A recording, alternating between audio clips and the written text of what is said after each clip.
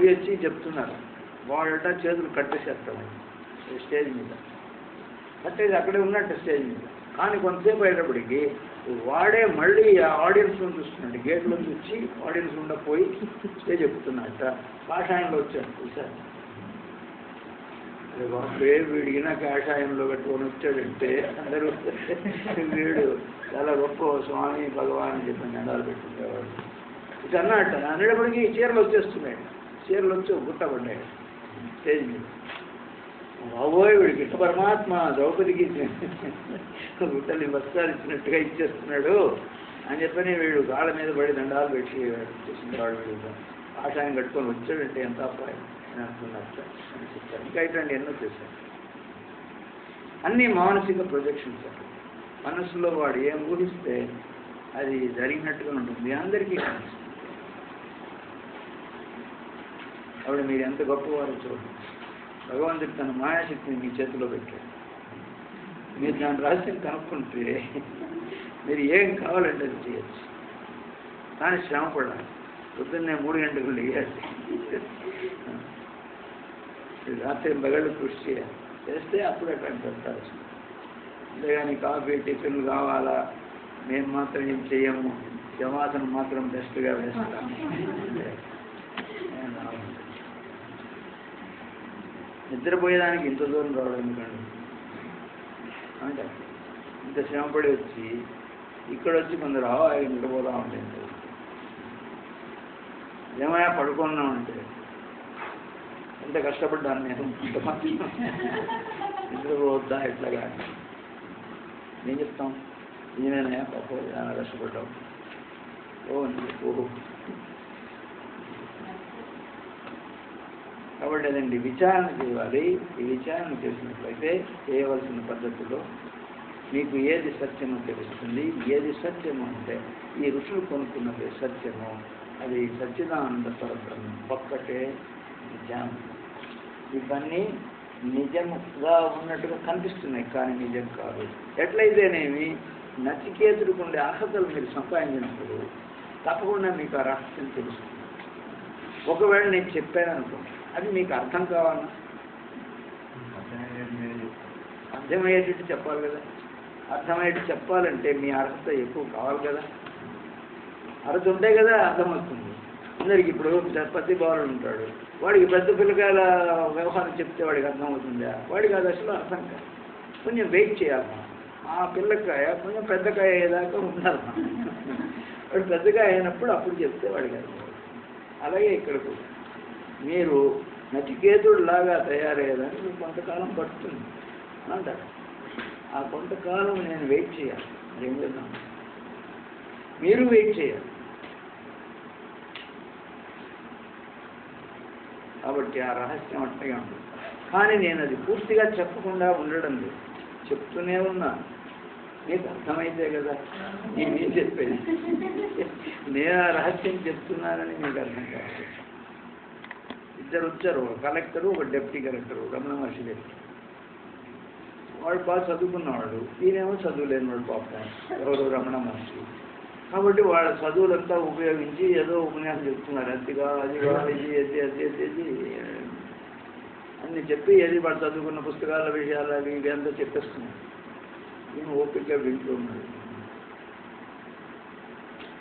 ఎన్నో ప్రశ్నలు వేస్తున్నాడు అందులో, ఏది అది చెప్పేదాంట్లో ఇట్లాగా ఎట్లాగా అవునా ఇంతేనంటారా అట్లా ఇట్లాగా. ఆయన అయిన తర్వాత డిప్యూటీ కలెక్టర్ ఆయన కూడా ఆయన చెప్పాడు, ఏదో చదువు చదువుతున్నాడు కదా. నేను ఏం మాట్లాడతాను మనం వింటున్నాం. వాడు ఎన్నో ప్రశ్నలు కూడా దూరుస్తున్నారు అందులో. వాడు చెప్పే ఉపన్యాసం ఒక్కదానికి జవాబు ఆయన ఉండబట్టలేకపోయాడు. కరెక్ట్, నేను ఇన్ని చెప్తుంటే ఇన్ని ప్రశ్నలు ఒక్కదానికి జవాబు చెప్పలేదు అని ఆ వాడు అడిగేశాడు.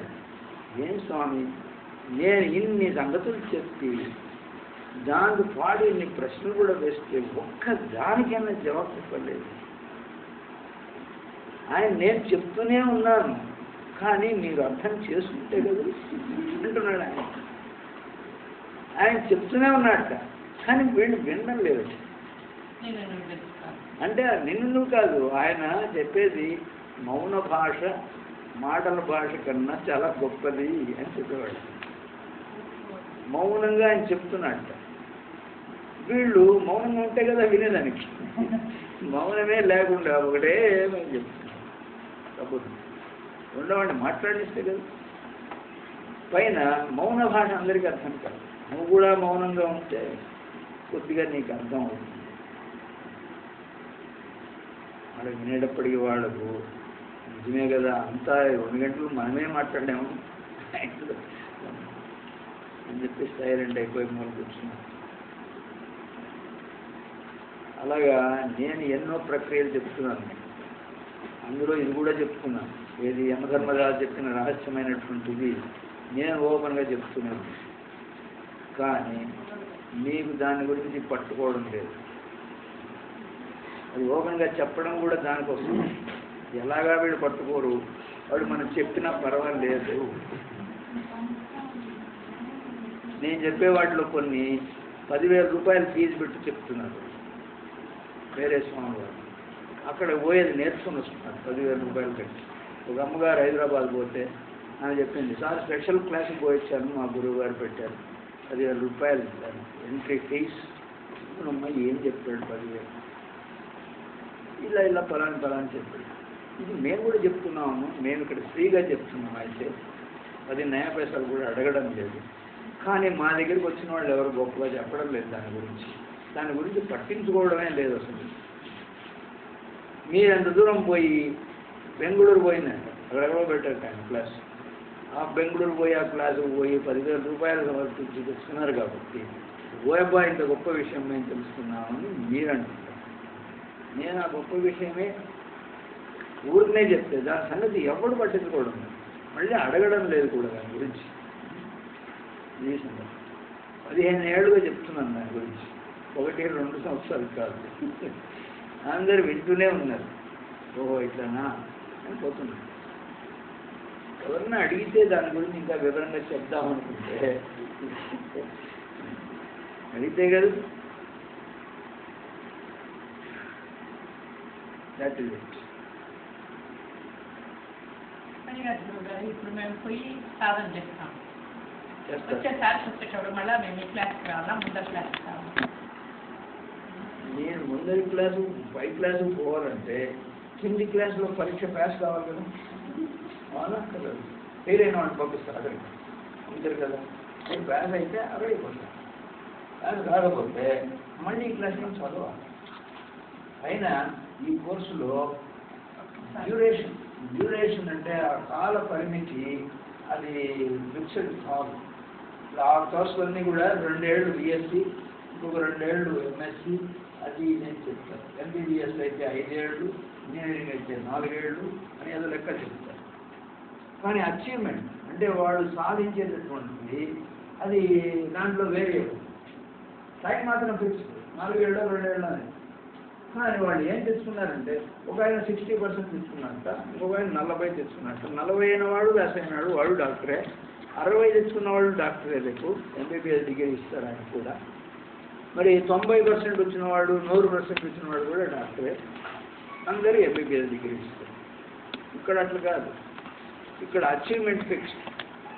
100% సాధించాలి. 3 గంటలు కూర్చోవాలంటే 3 గంటలు కూర్చోవాలి.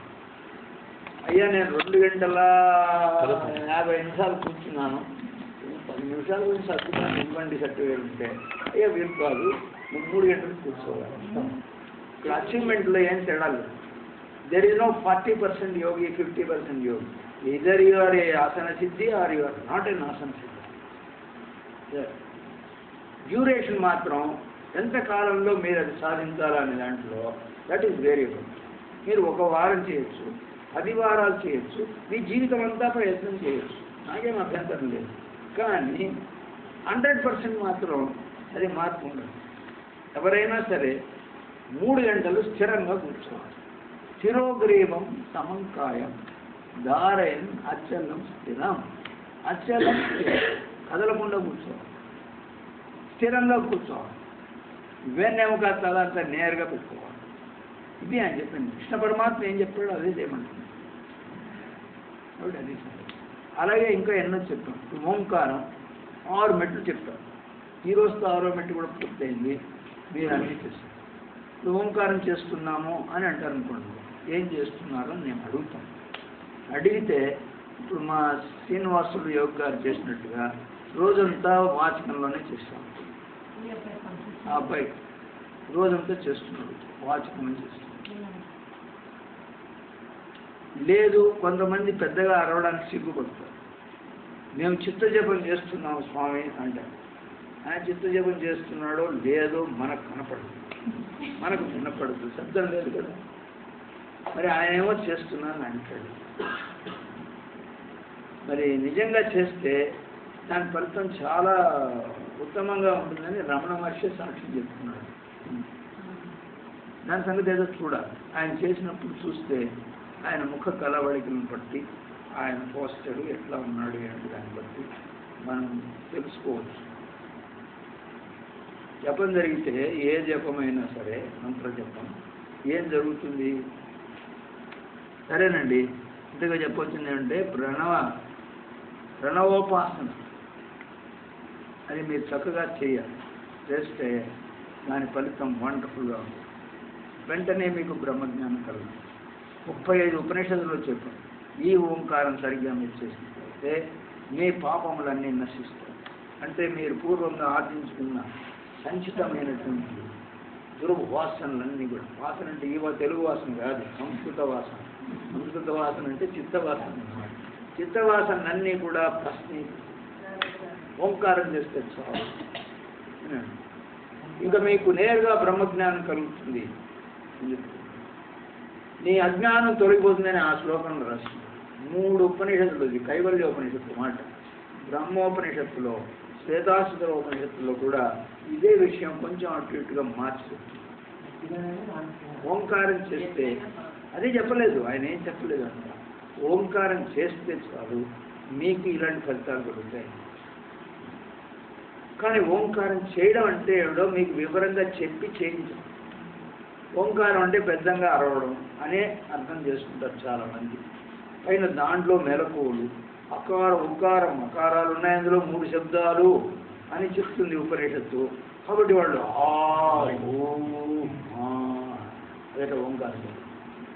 దేవుడా ఎక్కడా లేదు, ఏ గ్రంథంలో లేదు ఇవాళ జపమని, ఓమని వాళ్ళు అంటున్నారు. కానీ మా అని ఎక్కడ చెప్పారు ఆయన? చెప్పలేదంటే వాడు ఫ్రెండ్ కొంతమంది స్వామి వాడు చెప్తున్నారు. బెంగళూరులో చేశాను, బెంగళూరులో క్లాస్లో చేశాను. చేశారు మన క్లాస్లో ఒక అతను చేశాను.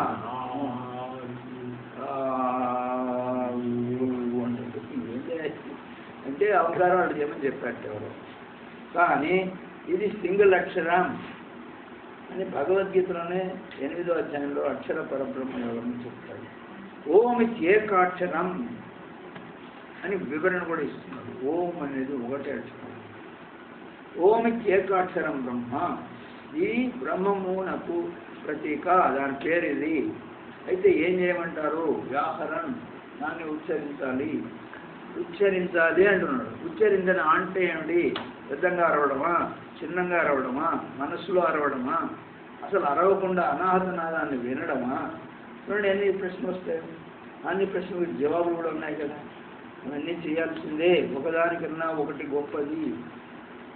నువ్వు అర్థం చేసుకున్న దాన్ని బట్టి చేస్తావు. ఓ మరి అరవడమే అర్థం చేసుకుంటే ఓ మరి అరుచుకుంటావు, మంచిదే, అది కూడా నీకు లాభకరమే. లేదు చిత్తజపం ఉన్న ఉత్తమం అని రమణ మహర్షి చెప్పాడు ఉపదేశారంలో, నేను చిత్తజపమే చేస్తాను అని నువ్వు అని చేస్తే అర్థం చేసుకుంటే అలాగే. కానీ ఆయన ఏమంటున్నాడు, కృష్ణ పరమాత్మ ఏమంటున్నాడు చూడండి. ఓమిత్యేకాక్షరం బ్రహ్మ, ఇది ఏం చేయమంటారు? వ్యాహరణ, ఎలాగా? ఆ మనుస్మరణ, నన్ను స్మరిస్తూ అంటున్నాడు. ఆయన్ను స్మరిస్తూ చేయాలి. మళ్ళీ అక్కడ నన్ను, మా మనుస్మరణ అంటే సరిగ్గా అర్థం చేసుకోవాలి. నన్ను అంటే ఎవరా? నన్ను కృష్ణ పరమాత్మ. కృష్ణ పరమాత్మ చెప్తున్నాడు ఆ శ్లోకం అర్జునుడికి. కాబట్టి కృష్ణ పరమాత్మ అంటే ఎవడో అర్థం చేసుకోవాలి. ఎవరి కృష్ణ పరమాత్మ? ఎలా ఉంటాడు? ఆయన స్మరించడం అంటే ఏంటి, ఎలా అని ప్రశ్నిస్తాడు. కాబట్టి కృష్ణ పరమాత్మ అంటే ఏంటి చెప్పండి? సాక్షి సాక్షి చైతన్యం చైతన్య శక్తిగా ఒప్పుకుంటారా? చైతన్య శక్తి అయితే అక్కడ ఎందుకు హారతి ఇస్తారు? అయితే మీరు హారతి అక్కడే ఎందుకు ఇస్తారు?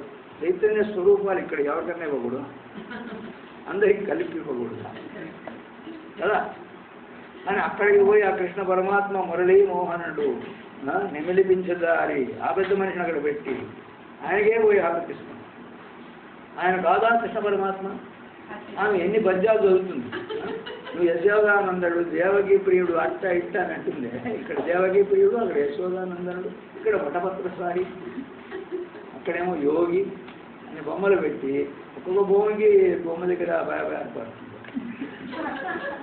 అవునా కదా?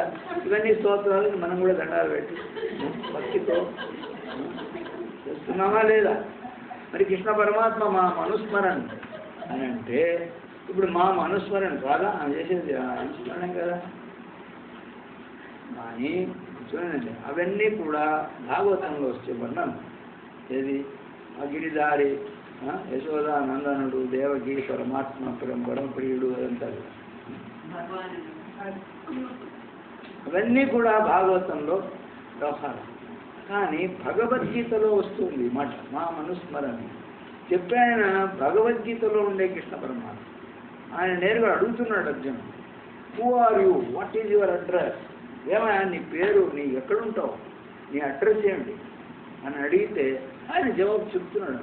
1కి 10 సార్లు చెప్పాడు. ఏమంటున్నాడు? అహం ఆత్మా గుడాకేశ సర్వభూతాశేస్తుత, నేను ఆత్మస్వరూపుని, అందరి జీవుల్లో నేను ఆత్మస్వరిగా ప్రకాశిస్తున్నాను అని చెప్తున్నాను. ఎక్కడ ఒక్క శ్లోకం, 700 శ్లోకాలు ఉంటాయి భగవద్గీతలో, ఒక్క శ్లోకం కూడా నేను మురళీధరుణ్ణి, నేను గోపికా విహారిని, బృందావన విహారిని, గోవర్ధన గిరిధారిని, ఇలాంటి పదాలు ఎక్కడ చెప్పడం. అన్ని చోట్ల ఈ ఆత్మస్వరూపం గురించే మాట్లాడుతున్నాడు. యోగారూఢుడు అంటాడు, పురుషోత్తముడు అంటాడు, గుణాతీతుడు అంటాడు, ఇంకా ఎన్నో రకాలుగా చెప్తున్నాడు. కానీ ఎక్కడ ఈ భాగవతంలో చెప్పే వర్ణన ఎక్కడ ఇవ్వడం, వ్యక్తిగతంగా ఉండేవాడు. ఇవన్నీ కూడా యాబ్స్ట్రాక్ట్ వర్ణనలే, విశ్వజనీయమైనటువంటి వ్యవహారం చెప్తున్నాడు. కాబట్టి ఈ ఆత్మస్వరూపం గురించి మనం విన్నాం. ఇప్పుడు మీరు ఏం తెలుసుకున్నారు? ఆత్మ అంటే ఎక్కడుంది? జీవాత్మ, పరమాత్మ. ఆత్మ ఉంది రెండిట్లో. ఏమిటి ఆత్మ? ఏంటండి?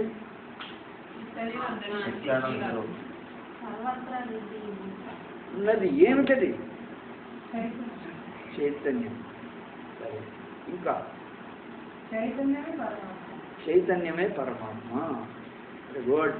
ఇంకా ఏదైనా చెప్పండి. సచ్చిదానందమే పరమాత్మ. Very good. మొన్నటికి మార్కులు ఇచ్చాం, ఏ గ్రేడ్ ఇచ్చాం ఇద్దరికి. ఇంకా సత్చిత్త ఆనందమే సచ్చిదానందం అంటే ఇంకేం లేదా? మనం ఉపయోగించిన పదాలు ఎక్కడ? నేనెవరు అంటే ఏం చెప్తాను? నేను గారు వారే కదా. నేనుగా ప్రకాశిస్తున్నాను ఈ ప్రపంచంలో, అన్ని జీవుల్లో అని చెప్తున్నారు కదా ఉపనిషదుల్లో. నేనుగా అహం బ్రహ్మాస్మి. కాబట్టి ఈ నేను గారిని ఏమంటున్నాం? చైతన్యం అన్నాం, సాక్షి చైతన్యం అన్నాం, బాగానే ఉన్నాం. పరమాత్మ అన్నాం, ప్రజ్ఞానం అన్నాం. మర్చిపోయారా? ప్రజ్ఞాశక్తి అన్నాం. పైన అది ఎక్కడో లేదు, ఇక్కడే ఉన్నది, నీ దగ్గర ఉంది, దాన్ని పట్టుకోండి అని అన్నాం. దానికి ఒక ప్రక్రియ చెప్తాం. మర్చిపోయారు అప్పుడే. ప్రజ్ఞా ప్రత్యవేక్షణ అని చెప్తాం. ఎన్నిసార్లు చేశారు ఈరోజు? ఎన్నిసార్లు చేశారు? దాని సంగతే మర్చిపోయారు. కాబట్టి ఈ ఆత్మస్వరూపం ఎక్కడుంది? ఇందులో మీకు బాగా తెలిసింది ఏమిటి? సాక్షి చైతన్యం అంటే తెలుస్తుందా? సాక్షి చైతన్యం ఎట్లుంటుంది అది? ఆ చైతన్యం ఎల్లప్పుడూ ఉన్నది. తెలుస్తుందా నీకు? తటస్థంగా ఉంటుందా? తెలుస్తుందా నీకు? నీకు తెలిస్తే సాక్షిగా చూస్తూ ఉండు. ఎవరైనా చూచారు? సాక్షిగా చూస్తూ ఉండు అని చెప్పాడు ఆయన. ఎవరిని? నన్నే కదా చెప్పింది, నాకే కదా చెప్పాడు. సాక్షిగా చూస్తూ ఉండు. అంటే నేనే సాక్షి చైతన్యం. కానీ సాక్షి చైతన్యం అనే పదానికి ఏ విధంగా మనం అర్థం చేసుకుంటున్నాం అని అర్థం చేసుకుంటే కదా మనం ఉపయోగం. ప్రజ్ఞ అంటే తెలుస్తాము, ఎరుక అంటే తెలుస్తాము. ఎరుక కాదు, ఎరుక అంటే మీకు తెలుసు, కానీ ఎరుక తెలుసా అని ఏమండి? ఎరుక అబ్జర్వర్ అని చెప్పాను నేను, కానీ అబ్జర్వర్ ఎలా ఉంటాడు అనుభవపూర్వకంగా ఇంకా తెలియదు. తెలీదు. నీకు తెలీదు నువ్వంటే ఎవరో. అంటే మీరు అబ్జర్వ్ చేయమన్నారు కదా. అవును, నేను ఎవరిని అబ్జర్వ్ చేయమన్నాను? తెలుసుకుంటే ఎప్పుడు ఎరుకలో ఉంది. ఎరుకలో ఉండడం అంటే తెలుస్తా ఉందా అని అడుగుతున్నాను నేను. ఎరుక అంటే తెలిసిందా? ఎరుక అంటే తెలిస్తే ఇంకా తెలియదు. ఆ తెలివిలో ఉండాలి. ఏ తెలివిలో ఎవరు? ఏ తెలివిలో ఎవరు ఉండాలి? ఈ శరీరం నేను కాదు, ఇందులో ఉండే చైతన్య శక్తి నేను అని ఎరుకగా నువ్వు ఉంది. అంటే అప్పుడు ఏమని అర్థం? ప్రజ్ఞ ఎరుక వల్ల తెలుస్తున్నాయి. అది తెలుస్తుంది కొన్ని. ఎరుక వల్ల మీకు ఇవన్నీ తెలుస్తున్నాయని చెప్తున్నాను. ఆమె మాటకు ఆ సెంటెన్స్ అర్థం తెలుస్తుంది. సరే, ఇంకో కొన్ని ఉదాహరణ చెప్తాను. ఎంత టైం? 9 అయిపోయిందండి. రేపు చూద్దాం. ఇంకా 10 నిమిషాలు చెప్పమంటారు, తప్పదంటారు. సరే, ఇప్పుడు చాప ఉన్నది, చాప ఉన్నది అనే ఎరుక నాకున్నది, ఉన్నది అని నాకు తెలుస్తుంది. చాప అప్పుడు చాప అంటే దానికి పేరుంది, నామం, దానికి ఒక రూపం ఉంది. ఇలా ఉండనే చాప అంటాను నేను. నామము రూపము ఉంది, అది ఉన్నది అని నాకు తెలుస్తుంది. తెలివి కూడా ఉంది. 4 లక్షణాలు ఉన్నాయి దానికి. నామము రూపము ఉనికి ఎరుక 4 ఉన్నాయి. ఈ కుర్జీ ఉన్నది, ఈ కుర్జీ అంటూనే ఒక పేరు, దీనికి ఒక ఆకారం ఉంది, నామము రూపం ఉంది. ఇది ఉన్నది అని నాకు తెలుస్తుంది, నాకు ఎరుకలోకి వచ్చింది. I'm aware of it's existence. It exist, I'm aware of it's existence. ఇది ఉన్నది అని నాకు తెలుస్తున్నది, ఆ తెలివి. ఇప్పుడు 4 లక్షణాలు ఉన్నాయి ఇక్కడ కూడా, అక్కడ ఉన్నాయి. ఈ దీపము సోలార్ లైట్, ఇది ఉన్నది అని నాకు తెలుస్తుంది, ఉనికి ఎరుక. దానికి ఒక పేరు ఉంది, ఆ పేరుతో పాటు దానికి ఒక రూపం ఉంది. కాబట్టి ఏదన్నా చూడండి, ఇక్కడ ఏ వస్తువు సజీవ నిర్జీవది ఏమైనా చూడండి, ప్రతి దాంట్లో ఈ 4 లక్షణాలు కనిపిస్తాయి. నామము రూపము ఉంటుంది, దాంతోపాటు అది ఉన్నది అని తెలుస్తుంది. గాలి అనేది రూపం లేదు, కానీ గాలి అని ఒక పదం ఉపయోగిస్తున్నాను, దాని పేరు కదా. అది ఏదైనా కానీ దానికి రూపం లేదు, కానీ అది ఉన్నది అని నీకు తెలుస్తుంది. ఎలాగా? గాలి కొట్టింది, స్పర్శ జ్ఞానం అంటారు. ఇప్పుడు జ్ఞానం మన ఇంద్రియాలను బట్టి వస్తుంది. ఇప్పుడు వాసన చూసావా నువ్వు? ఎప్పుడన్నా వాసన ఎప్పుడు చూడలేదు, కానీ వాసన తెలుస్తుందా? తెలుస్తుంది. వాసన అని పేరు కూడా ఉంది, దుర్వాసన, సువాసన అనే పేర్లు అడ్జెక్టివ్స్. కానీ ఎలా తెలుస్తుందంటే ముక్కు మాత్రం చెప్పేస్తుంది. ఇక్కడంతా దుర్వాసన ఉందండి అంటుంది. ఎవరు చెప్పారు మనకు? అడుగు చెప్పాయా? చెవులు చెప్పాయా? ముక్కుగా చెప్పారు.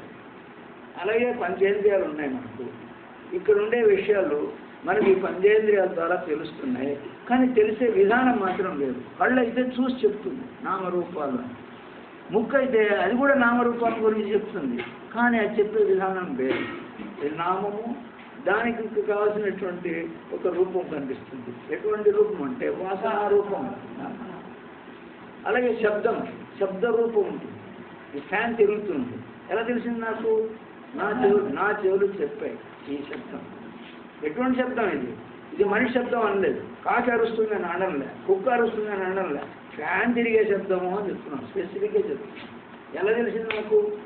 నా చెవులు చెప్తాయి ఆ శబ్దం గురించి. ఈ శబ్దం ఇంకో పేరుంది, ఫ్యాన్ తిరిగే శబ్దం. శబ్దమే. కుక్క మురిగింది, కుక్క ఇందాక కూయికాయ అనింది, చెప్పాం మనం కుక్క గారు, మనకి కన్ఫ్యూషన్ లేదు. ఫ్యాన్ తిరుగుతుంది, ఫ్యాన్ అరుస్తుంది అని అన్నామా? కుక్క గారు వచ్చారు, చిన్న కుక్క గారు వచ్చారు అని కూడా చెప్పాం దాని శబ్దాన్ని బట్టి. అప్పుడు ప్రతిదానికి నామము రూపము, ఉనికి ఎరుక, ఉన్నది అని ఎరుకున్నారు. ఇప్పుడు చూడండి, అన్ని నామరూపాలు మారుతుంది, కానీ ప్రతి దాంట్లో ఉనికి ఎరుక వస్తుంది. సత్తు చిత్తు ఉంది. సత్తు చిత్తు ఉండడం